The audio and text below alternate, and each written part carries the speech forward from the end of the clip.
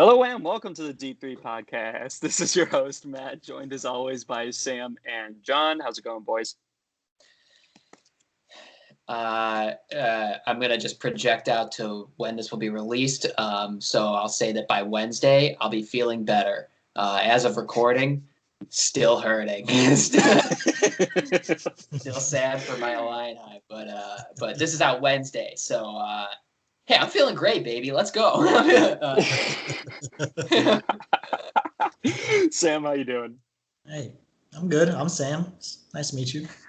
I'm Sam. All right, why don't we get into this buy or sell episode, ladies and gentlemen. First one, the Bucks check 9-1 in the last 10 games. As they've been actually switching on defense instead of staying married to the drop coverage. Best offense they've had so far, which is saying a lot actually, because they're a really solid team on for the offense. Buy or sell, the Bucks are finally going to break through in the playoffs to the finals. Sam, I'll go with you first. Man, that's tough. I think of the East teams, they've been the healthiest. I think they've actually been the only healthy East team, which is really good to see. And I've been really liking how they've been playing. I think Giannis has really kicked it up a notch. It's been weird. It's been more Giannis now, less Middleton. And I think halfway through the season, earlier on was more Middleton, less Giannis. So it's interesting to see that transition. I think this is has to be Giannis' dividing point, because this will really show if he really is I know he's worth the MVP material, but if he's really a true playoff player, because I don't think he's ever performed that well in the playoffs, in my opinion. And we've seen him be very lackluster. We've seen him go 40% from free throw, which cost him a lot of games against Toronto. That was a chance against Toronto. That was their ultimate chance, and they blew it with a 2-0 lead. But I'm really liking what they're doing. I think they can, with Joel Embiid's injury and whatever happening in Brooklyn, they're winning and they're losing sometimes, and then they get KD, and then they'll lose a game for some reason to Cleveland.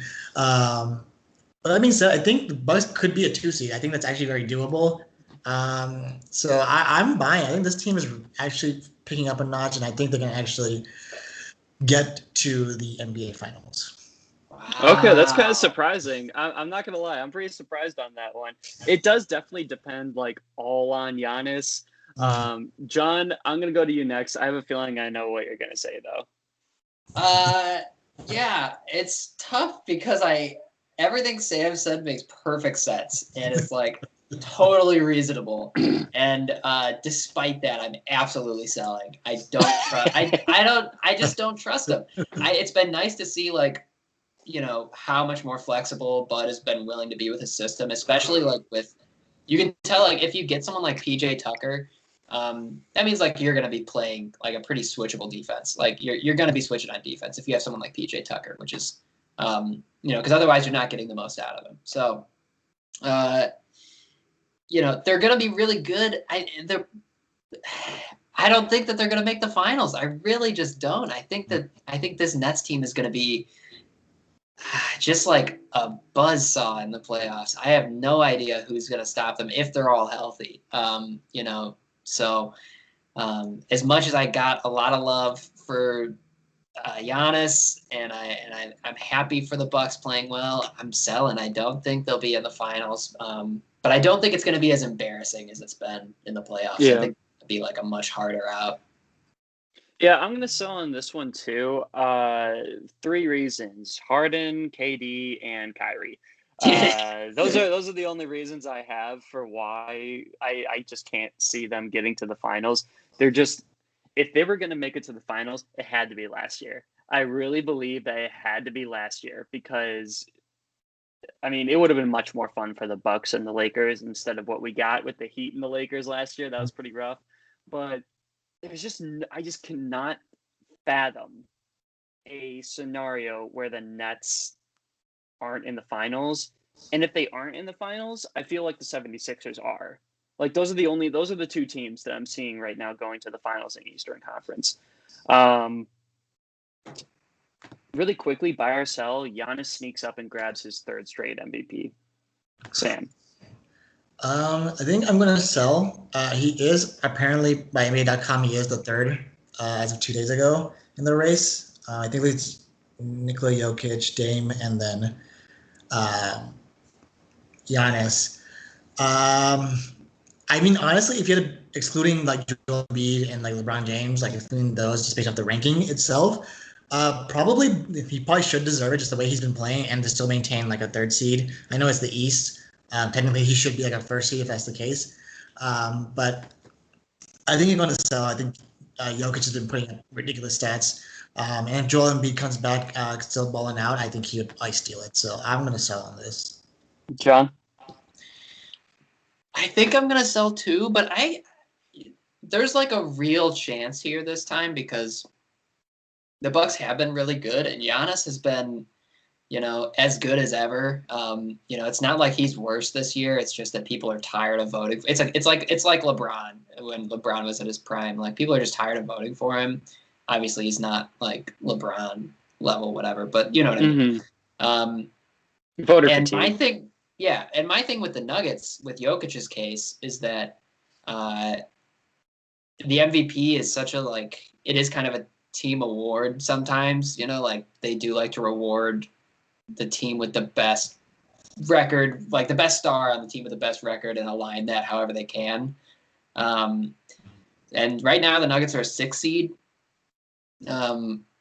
which I do wonder how much of the MVP race might be decided based on how the Blazers and Nuggets kind of shape out their season. Jokic would be totally deserving. Dame would be totally deserving. There's a lot of guys who are really good this year, actually, but I think I'll sell.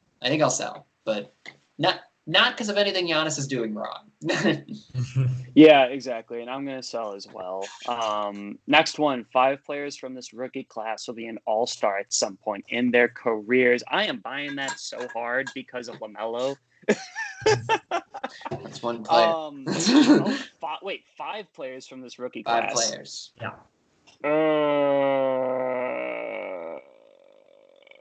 That's hard. I don't. Can you name no in this class? That's I don't know, man.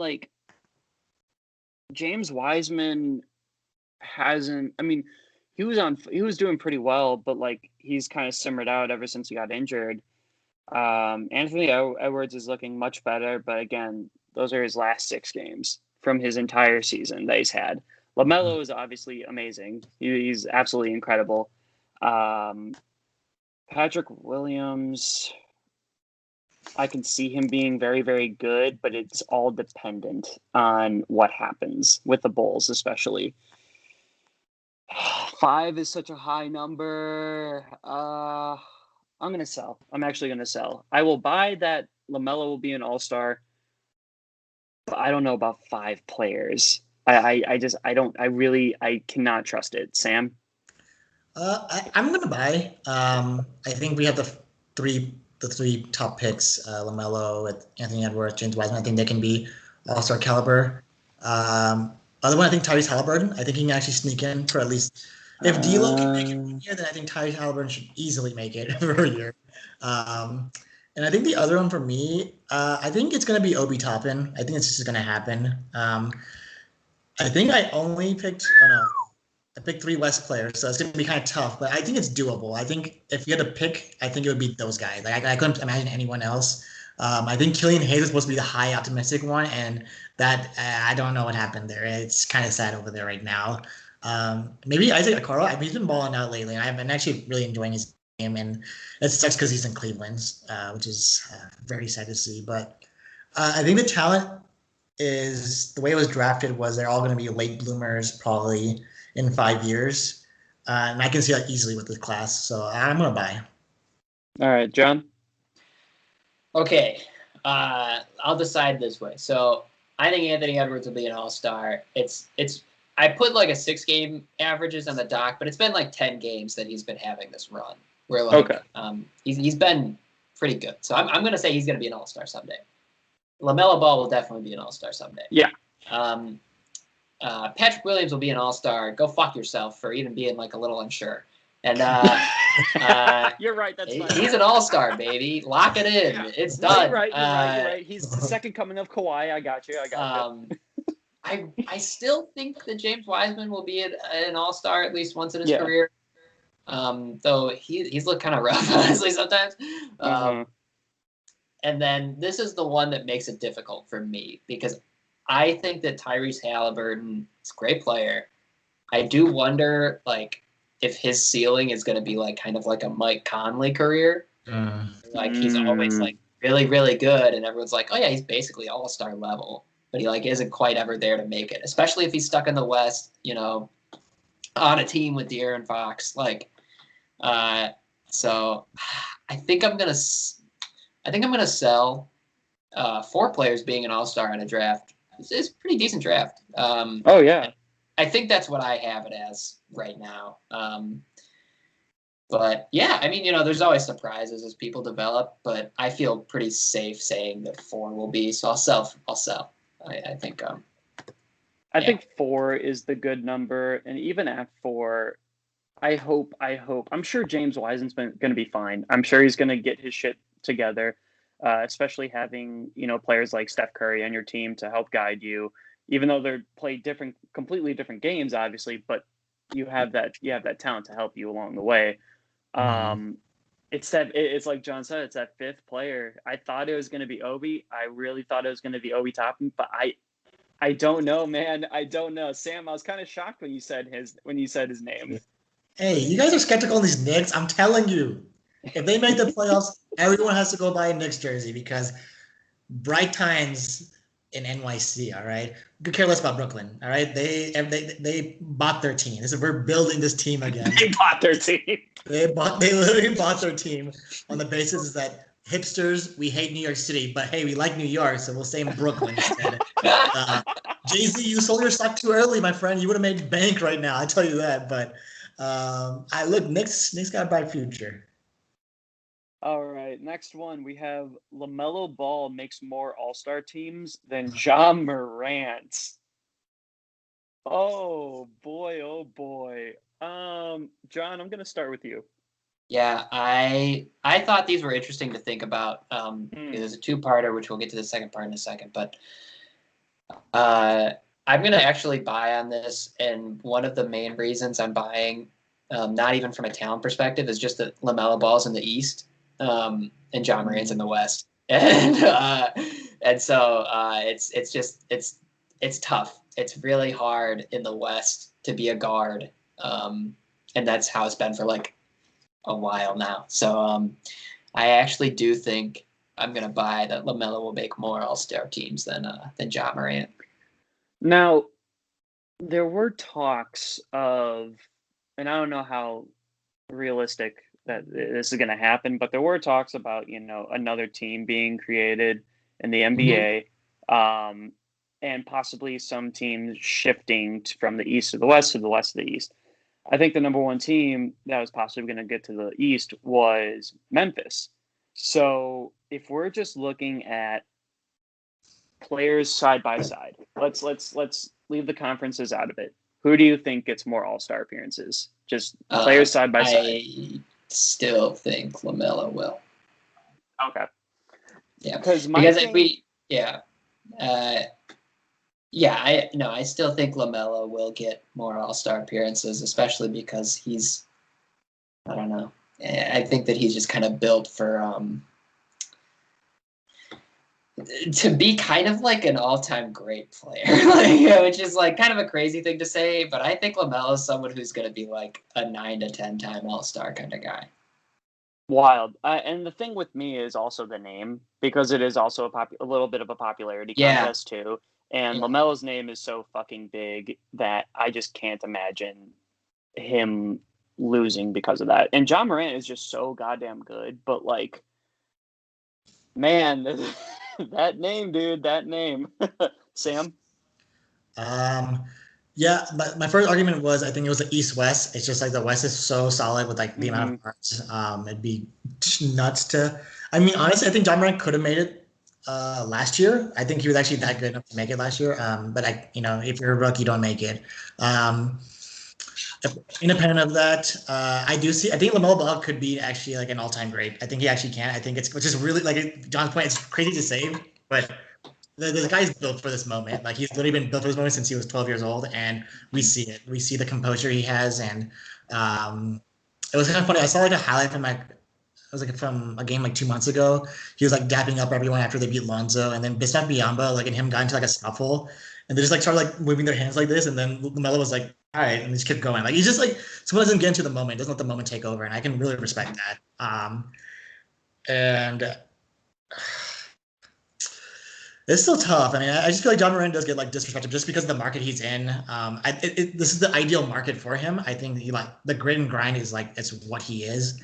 Mm-hmm. I'm going to buy. I really do like Lamelo Ball. I think he's stupendous talent. I think he has the future's going to be his. It's going to be a really competitive league with like who's going to be the next face. Like honestly, it could be anyone. It's really a toss up at this point. You know, it could be the Lucas, it could be the Zion. Lamelo Ball, we just threw him in there, and he can compete with those boys now.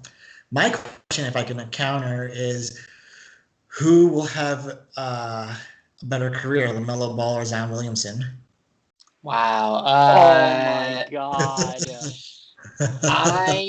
Holy shit. Because I think it's close. I think it's actually really close. I think it's a very close race, in my opinion. Oh my god. It's hard to pick with, and part of actually why I picked Lamelo too is I think he's going to be healthier than Ja throughout his career. Mm-hmm. And so I guess like applying that same logic, I can say maybe like it's Lamelo, but I don't know if Zion's so dominant that like, and he is a smart player for like his age. So, but I think LaMelo's game is like built to last in a way that Zion's might not be. So I guess I might pick LaMelo for like the longevity of it. But I feel silly even saying it. It's going to be they're so young, but it's also like they're just both going to be great. And let me add one quick LaMelo fact. Just that like this year as a rookie, he is shooting the highest percentage in the league on 27-foot 3-point shots, like 27 feet further. The highest percentage in the league, higher than Dame, higher than Steph. Like higher than all these guys. Granted, he's taken less than them, but I think it's like the cutoff was like 100 of those shots or something like that. He has the highest percentage at 37%. So his shot's real. I think is what we found. That was like kind of a big question mark, and like that's the other thing that I think separates him is just like, okay, so he can do all the playmaking. He has great size, and he can shoot. Like so, I don't know. I think for me, I might choose Zion. And the only reason is that I look at Zion and I look at his game as a, like moving forward, players trying to play like Zion. Like players trying to play like Steph Curry, you know, like how Steph Curry changed the shooting mechanics of the entire thing. And now we're looking at Zion, who's just like built to be this like wrecking ball going through players and whatever. And I think like just that capability that I can see for Zion is just so dominant that because he kind of makes the bigs look better now, right? Because like for a decent amount of time, the bigs needed to shoot threes. And now it's just like, now it's kind of like coming back down a little bit, you know, and now it's like the guards are changing the game. Like you have Steph Curry, you have Dame, you have all these really great names. And now you have Zion, who all last year, we were just like hyping up like no other. I might have to pick Zion on that one. I really do. I really might have to pick Zion on that one. I would not fault. Yeah, no, I mean, I think it's a super close race. The only reason I pick LaMelo is I think his game is just so much more diversifiable, and we haven't even seen it yet. And I think it's just that's how crazy how it is. I think it really is a cross between Chris Paul, LeBron James, and his like prototype build. Like, I think he really has that. I think he's more actually Chris Paul. And we've seen Chris Paul that through the ages, he's still able to show that he's the best point guard to ever play in the game. Honestly, I think that we can actually all say that. I think you can almost say. Not Kevin. He can't say it. But let's toss. Let's really quickly then we'll do this one super quick. But LaMelo versus Trae Young, who gets more All-Star appearances? I got LaMelo. Yeah, LaMelo. It's weird. Like it should be LaMelo, but I just feel like Trae Young will go into the Brad Beal story, I feel like. And it's like, realistically, like, does he deserve it? And it's like, how much stat pad do you need? Who do I think really deserve it? I think it's Lamelo Ball. I mean, I think, like I said, it's more entertaining to watch him because I don't know what he's going to do. He can literally do everything, and I just don't know what he's going to do. With Trae Young and the other guys, I know they're going to shoot the ball. Like Steph Curry, even honestly, like early Steph Curry was much more fun than now because, there was the dribble and drives, breaking people's ankles, seeing just completely different game. Now it's a bit more 3-point oriented, it drives into the paint sometimes, but I'll still have to go with LaMelo too. I think it would be more than Trae Young. That's fair. And yeah, it's that's a fair argument. Next one. Lonzo Ball, the unfortunate older brother of LaMelo Ball, would make the Clippers a finals threat out of the West.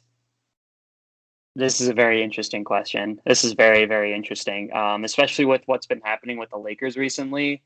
Sam, I'll go to you first. I'm no hesitation. I'm buy on this. I think Lonzo Ball is like, Lonzo was dealt a bad hand going to the Lakers, having that big shout out of Phil. It wasn't meant for him. He got humbled, when LeBron came there, and then they dumped him to New Orleans, where he's actually able to show his talent. And I think he was good with a good young group. I'm curious to see how he works with the more mature people who've been in the moment kind of things. And I think Lonzo knows his role. He knows he's not going to be the superstar talent. He knows he's going to be a support role, pure utility.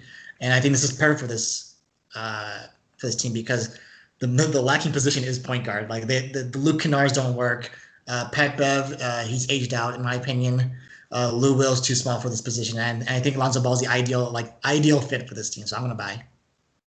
John. Yeah, I'll be quick. If this were to happen, and it might already, Lonzo may have already been moved by the time this pod's out. We don't know, but if this happens, I think they're definitely a finals threat because they just need a point guard so bad. So one like Lonzo, that'd be huge for them. Lonzo is greater than Patrick Beverley. So yes, I will buy on that one as well. The next one, the Atlanta Hawks will finish out as a 4 seed. Sam, I know you buying this. Come on. Yeah, I'm not gonna lie. I'll backtrack a little bit. I know everyone was upset with the whole Lloyd Pierce game, the short end of the stick. It turned out it worked out perfectly well. 8 straight wins, which is kind of nuts. They did beat the Lakers. Obviously, LeBron did get injured. But I think everyone's just having fun. Once again, I still feel like it's a honeymoon period. I don't know how long it lasts, but Danilo Gallinari is looking awesome. Like, I don't know. We're seeing the old Gallo again, which is good. Bogdanovic coming back into his groove as well. I think the team is healthy and everyone's ready to make that strive again. So I'm buying. John?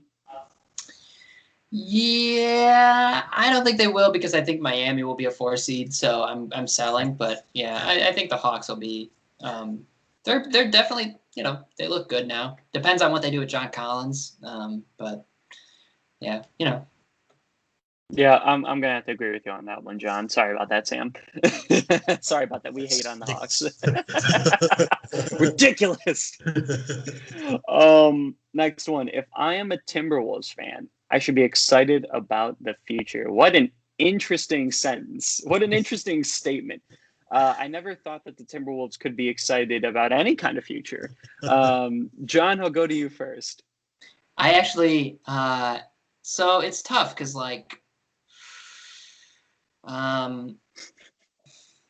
yeah, I actually think you should. It all obviously depends on if they can keep Karl Towns happy. If he sticks around and can grow with Anthony Edwards, then I think, yeah, you should be excited because if you can get out of Anthony Edwards the kind of guy that we've been seeing in the past 10 games they've played, then you have a really interesting core because he's just a freak. He's athletically next level shit. And so if he can develop well with Cat, I think they're really, really interesting, and it makes you less sad about how bad the D'Angelo Russell thing has been. It's been terrible. So yeah, if I'm a Timberwolves fan, I'm okay, cautious optimism.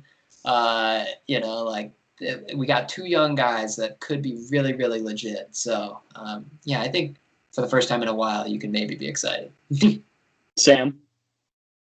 post this question. Think about that. Out of all the people to post this, I'm the one.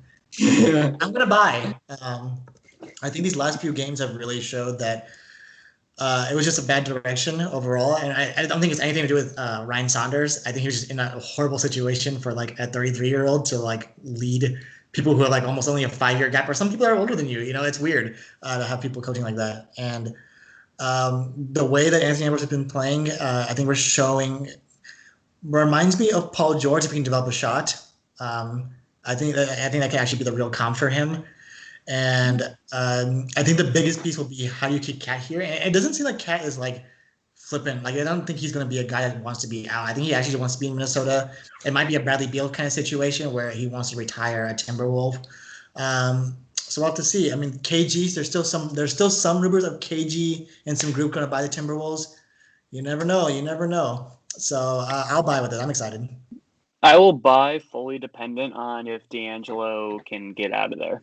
And by like, and I don't mean that to say that like, you know, save D'Angelo. It's more so that he's kind of ruining the team and he needs to leave that team. Yeah. So I will buy depending on if he can, if they can just kick him out. Next one. The Bulls should shake up the young core to build around LaVine. This is a very interesting question. I might have to buy on this. I might have to buy on this. For a while, we've been needing a very good point guard to facilitate. And, I mean, LaVine's not that. LaVine is not that point guard. However, he has become a very versatile player. His defense has gotten better. It's not great, but it's gotten better, which is what I've been looking for personally. And he's making a lot more smarter moves. He's not just shooting at every single chance he can get. He's actually taking the time to look at what he's about to do before he does it. Him driving in the paint looks very nice. Looks very, very nice. So I will buy on this. I do think they kind of need to build around LaVine, but we'll see what happens. It's either going to be building around LaVine or building around Patrick Williams, depending on how well he can grow. Because Patrick Williams is God tier, as we all know. Seems pretty obvious. John? Get Laurie out of here. Yeah. Pat Williams, the power forward of the future, is much better when he's in that spot. I don't care. Trade anyone not named Pat Williams or Zach LaVine. I don't care anymore. It's not working. And, you know, I love Wendell, and maybe he could do better somewhere in a different situation. His confidence is just so shot, and you can see it in the way he plays that I'm like, he might just need a new situation to get the most out of himself. Mm-hmm. And I think the same might be true for Laurie, honestly. I think that it's been tough being a Jim Boylan era Bull. And you can really feel that hanging on them. So, yeah, I do whatever you want. I think that you have two guys who you should make it a priority to keep, and like especially Pat Williams, you should develop him because he could be really, really good. Not like a primary like ball handler, creator kind of guy, but like someone who could be just a really good a really good defensive and offensive power forward, like a good scorer, good defender, like switchable. I love him. So yeah, break it up. I wish that they would lose more games. I want so bad. I want Kate Cunningham so bad. He changes everything. If you put Kate Cunningham on this team, it's fucking game over, man. Like it's done. Like we're gonna be incredible. So but do anything you want. Keep LaVine, keep Pat Williams. I don't care who else goes. I'm on the same bus as you, man. Sam. I never thought you guys would say let's build around a 9-5 guy. Impressive. That's what I'm it's the like. one this question. I was curious because there was a lot in the previous episodes, a lot of love for this young core, the Wendells. I know there's a hate for Laurie, but I mean he's been balling out lately, in my opinion. You have a lot of love for this Kobe White. You know, you have a love for this, but it doesn't seem like there's a direction. Like, do you want to keep or go? And that's why I posted this question, because I think LaVine is the guy. Like, you should really make him the guy because you got to give him the bag, like whatever it is, just you pay it, even though it's going to be less than a lot of people can actually offer. But I'm curious, would you get rid of whatever young people you have and you get in return Marvin Bagley and Buddy Hield? Would you do a trade? No. No.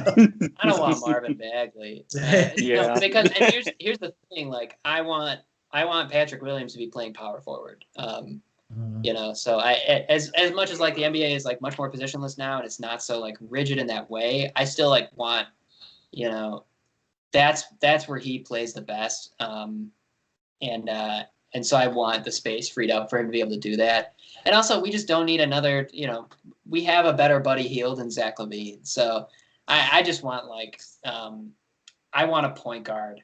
I want a fucking point guard. And I'm happy to stick it out with Wendell to see if he can figure it out. But I don't know at center, like I don't know if he'll figure it out on the Bulls is what I'll say. But I love him. And if he can figure it out, then awesome. That's great. Yeah, I want to trade so many people for a point guard. It's not even funny. Don't worry. Anthony Simons, dunk champion. He's on Oh my fucking God. This is a great question. Rockets should abandon ship. I'm going to buy that. I'm just going to buy it for the hate. I'm done with them. Sam. That's another question I posed because this is the ultimate chance. It's like almost like prideful, right? The Nets went like 9-73 that one season. Like you can almost do the equivalent with this Rockets team. Maybe they have the longest losing streak. I'm down for that. There's something to be, I guess, somewhat prideful of, just being ultimate fighters for the rest of your life. We thought that we had so many debates about how this trade was going to be, who's going to win it, and I think in both cases, both teams lost. Like I actually think both teams lost. Like I think these got worse than what we thought they're going to be, and DeMarcus Cousins thing fell apart. That didn't even work out. John Wall is somewhat concerning. I know they're resting him, but it's not looking too great for them. I mean, it's not looking great at all. I mean, when you lose 20 straight games, it doesn't look good for you. Christian Wood is back though, so maybe they can have some hope there. But I think based off everyone's love for Cade Cunningham, go for Cade Cunningham, lose everything. I could care less about John Wall. I could bench John Wall and still give him the bag. I'd be okay with that, honestly. So yeah, I'm John? Yeah. You don't really have anything to play for but your pride at this point. So I would like it if they could like finish somewhat respectably just for Steven Silas's sake. Because I feel like he really just got a raw deal this year. And I don't think we've learned anything about his ability as a head coach this year because the team is constantly injured, the most drama around any team in the league. And it's just like a disaster of a roster. So, yeah, I guess they could abandon ship. Just focus. Basically, like your goal this year, if you're the Rockets, is let Christian Wood cook, trade Victor Oladipo, try to make John Wall look as good as you can so that you can probably trade him at some point, which would be very difficult to do. And then, not that he's bad, he's been fine. He's been much better than you could ever have hoped for coming back from the injuries honestly. that he's had. And then, see what you have in like Kevin Porter Jr., see what you have in like some of those other young guys that they have a few interesting young pieces, but you're looking for the future now. That's all there is to it. Like, yeah. So would you rather have John Wall or Kristaps Porzingis? Like just in general? I think I'd rather have John Wall. I might rather have John Wall, honestly. I think I would actually rather have Kristaps. Interesting. Yeah, I don't.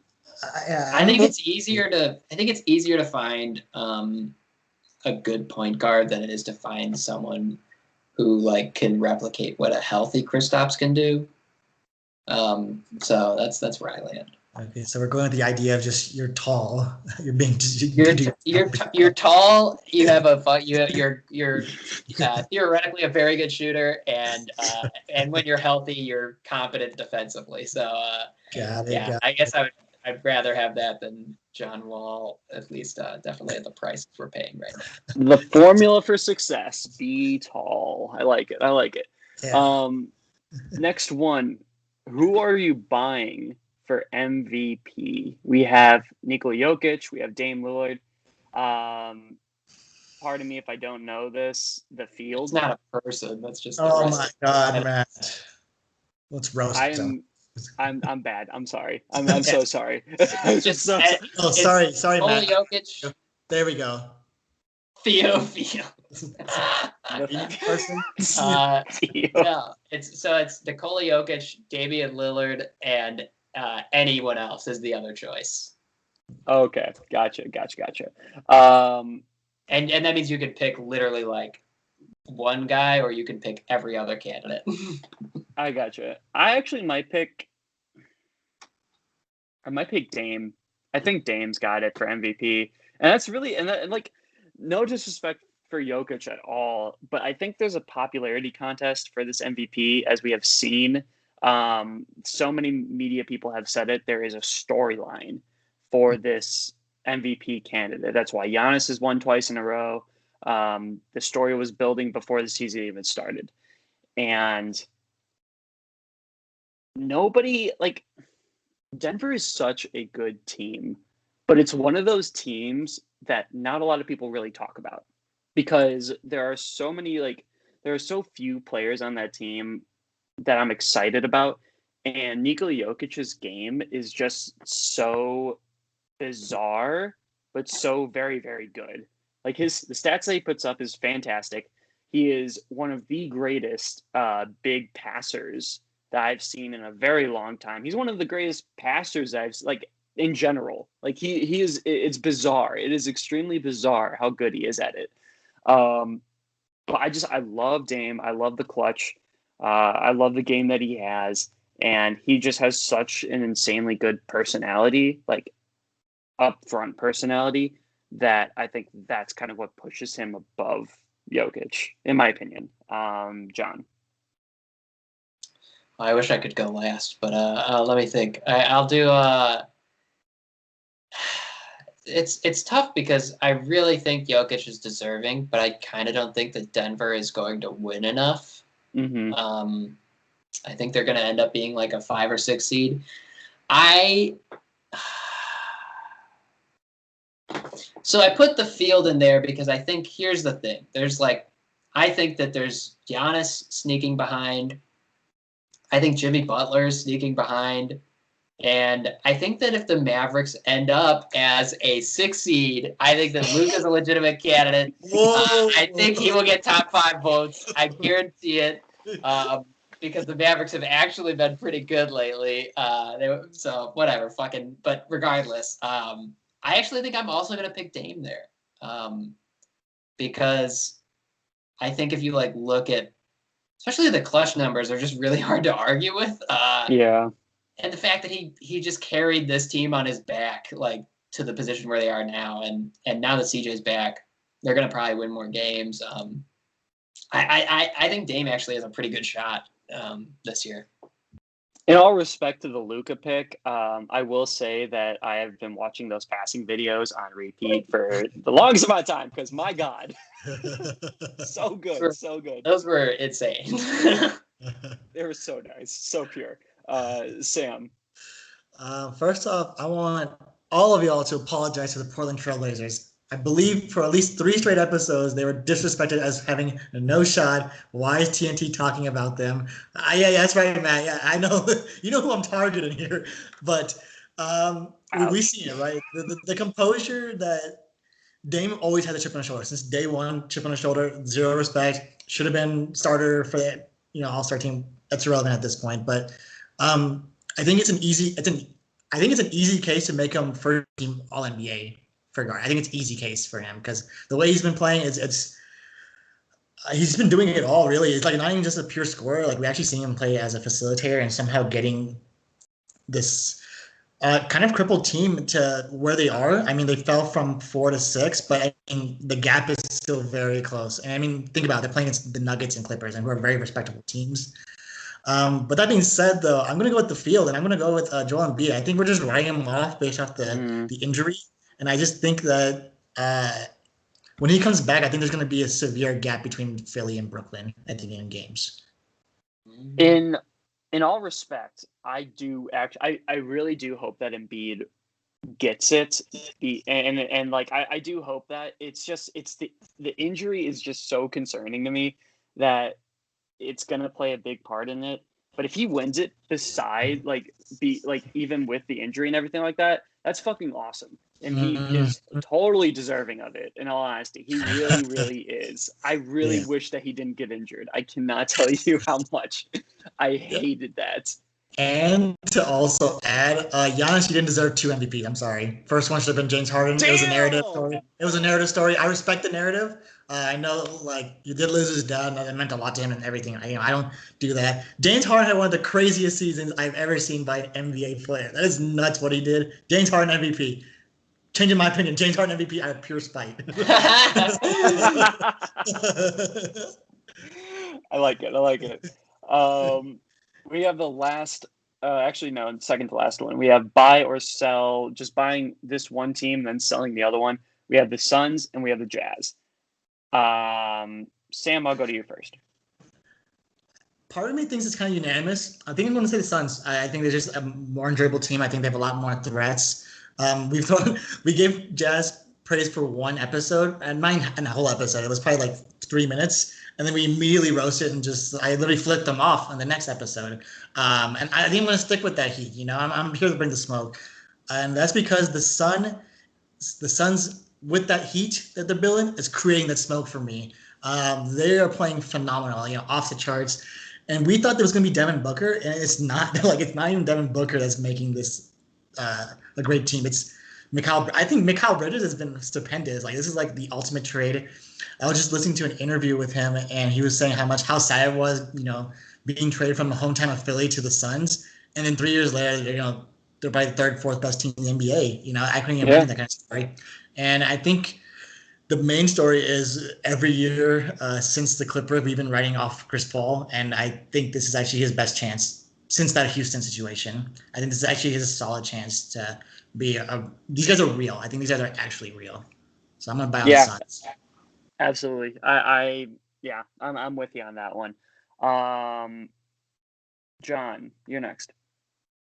I just want to say from the fucking preseason predictions pod, I'm almost certain I'm the only person that said the Suns would be good, would be a playoff team. I was with you. I was with you on that one. Also, did say third seed Mavericks, so let me hear that one.